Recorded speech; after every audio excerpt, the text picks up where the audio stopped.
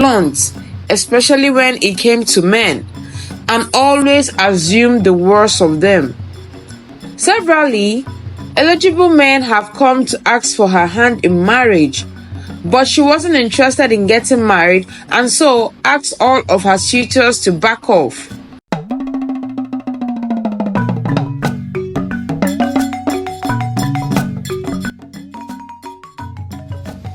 Once upon a time, in a distant land, there lived a family who were blessed with 2 children, Chidi and Chisom. They adored their children so much that they ensured they never lacked anything good. Their father was a well-to-do man who ensured the needs of his families were met as he took good care of them. Their mother in turn was also a hard-working woman who also contributed to the welfare of the home. Chisom lived with her mother while Chidi lived with his father. After some years passed, the mother decided to move back into her husband's house to live together. Chisom grew up to become a big girl and also goal-driven. She set out goals and ensured she accomplished them. She had zero tolerance, especially when it came to men. She did not want to have anything to do with them. Her mother will always advise her otherwise, but she always paid a deaf ear to what she had to say. Chisom was also very rude and blunt, especially when it came to men, and always assumed the worst of them. Severally, eligible men have come to ask for her hand in marriage, but she wasn't interested in getting married and so asked all of her suitors to back off. One day, while she was on her way out, she had an encounter with a young man who took interest in her because she looked so beautiful, but because of the stigma she has with men, she doesn't give anyone any opportunity to talk to her. She was so rude to this young man and asked him to stay clear of her path and walked away. Being the man, he wasn't someone who takes no for an answer, so he kept going after her, but time after time, she rejected him. Chisom made a bad deal with someone in her business and so lost a lot of money and was then in need of financial aid to get her business back on track or risk it being foreclosed. This news did not sit so well with Chisom as she tried her possible best to find means to sort the situation out. The young man who was on Chisom's case, Ekene, found out about her predicament and decided to help her, but she refused any form of help from him. Afterwards, it became obvious that she was about to lose her business. She went to Ekene to plead that he helps her with the money he earlier promised. Ekene replied that he can only give her the money on the condition that she marries him. She said, "I knew it. Nothing is ever free when it comes to you guys." He asked what she meant by that. She said not to worry, that she would think about it and get back to him. Chisom thought of his offer, and she told herself that she can't let all her years of hard work go down the drain just because of a bad deal. That instead, she will marry him and leave the marriage afterwards, she thought to herself. After all, she wasn't in love with the young man. She went ahead and accepted his proposal and went ahead with the marriage preparations. Not long after, they were married, and Ekene gave her the money that saved her business. The day after her marriage, she prepared to leave for work, and he told her that she won't be working anymore, that he will have someone handle her business. She said, "You must be joking." He replied saying, "No. That do you think you will get away with all the rubbish you did to me just because I liked you and wanted you for myself? You think you can treat me or anyone anyhow?"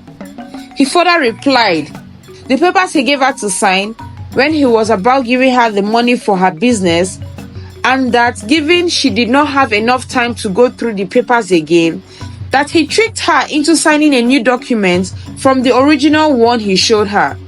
That in this new document, she signed off her business to him, and that now he is off to work, that she should ensure the house is clean before he gets back, and she should make sure dinner is ready before 6 p.m.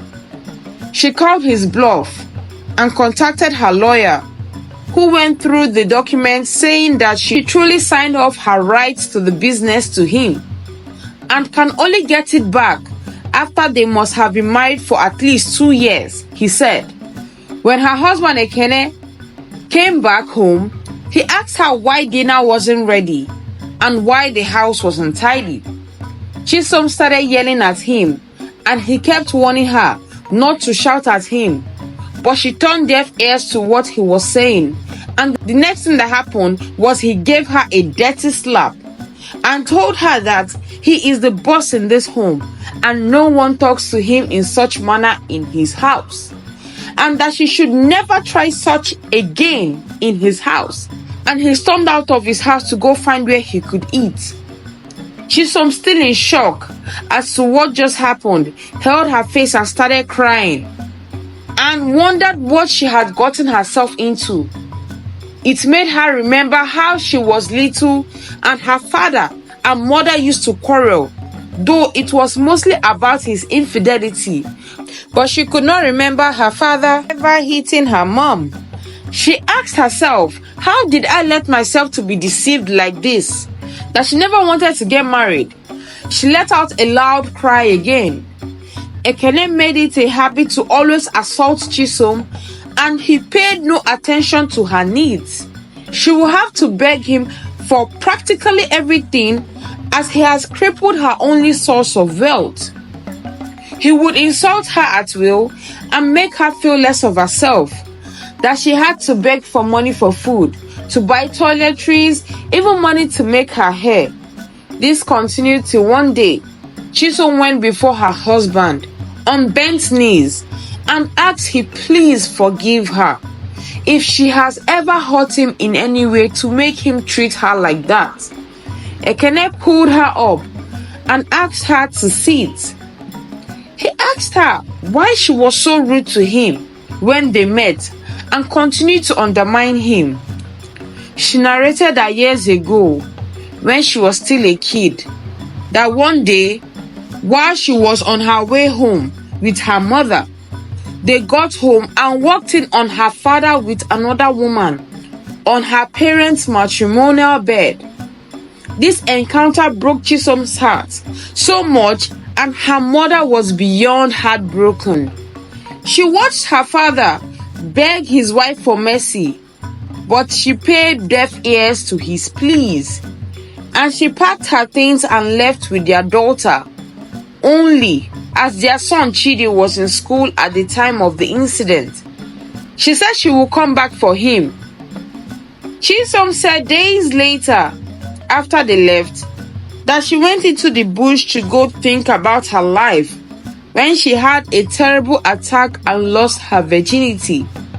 She explained that at that time she did not know who was responsible for that attack, but later found out that it was her uncle, who she admired so much, that was responsible for the attack.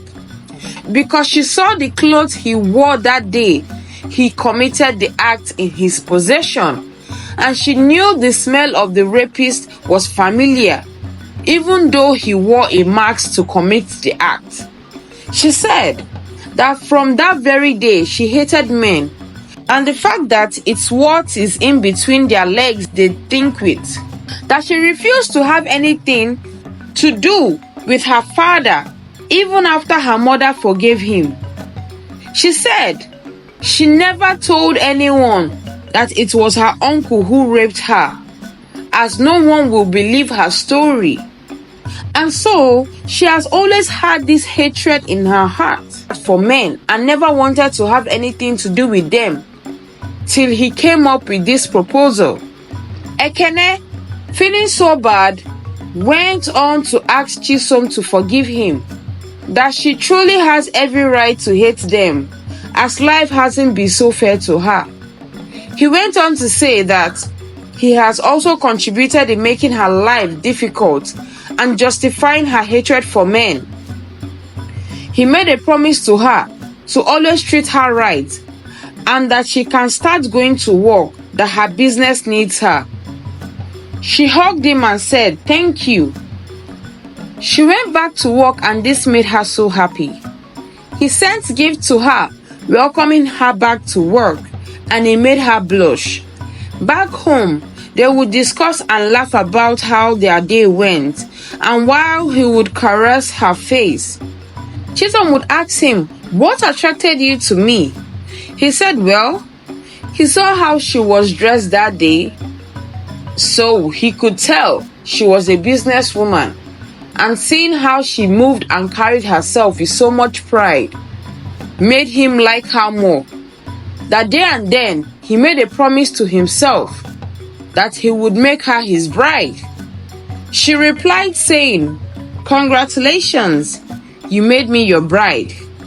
He went ahead to kiss her, and after a while, she broke away from his kiss and said, "I'm sorry, but I cannot be intimate with you just yet." He got up and said, "I understand. You still have the trauma you experienced from childhood. I only hope I can make you change your mindset towards men. Not all of us are the same." And he totally proved it to Chisom as he continued to treat her with love till she confessed to him that she was already in love with him and that she was ready to love him. They consummated their love and marriage, and divorce was already kicked out of the way as they were willing to make it work out. She went to her father and told him that she has forgiven him, that it was from him she started hating men and has been so distant from them, that not anymore, as she has fallen in love with someone who gives her love and peace. She told her mother of what her brother did to her many years ago, and she broke down in tears, saying if she never left, this would not have happened. Her father felt guilty the more and said if he never cheated on his wife, her daughter wouldn't have lost her virginity in the worst way possible. It was then her mother realized why her daughter hated her brother so much. Chisom told them that she has forgiven everyone and she hopes to move on. She said she wanted true inner peace and knows that she can only find it if she forgives them. They hugged and she left for her home. Getting home, she met her husband waiting for her with a gift. She went on and hugged him and planted a kiss on his lips and said a word she has always found hard to say in a while. She said, "I love you and hope to never stop loving you." He replied saying, "I love you so, so much, my queen." They hugged with tears and joy in their hearts. The end. The lesson to be learned from this story is, never let selfish desire make you hurt the ones you love. Be wary of predators who want to hurt your little ones because they are closer to you than you think. Never give a generalization of people because of the experiences you have had in the past. Learn to forgive, because in forgiving, you find true healing from within. Above all, let love lead. The end. Thank you so much for listening to my story till the end. I hope you enjoyed it. Please kindly click on the subscribe button as it helps us grow. Turn on the post notifications so you'll be the first to know when I drop a new story. Like, share, and leave us a comment, and I will see you in my next video. Till then, bye.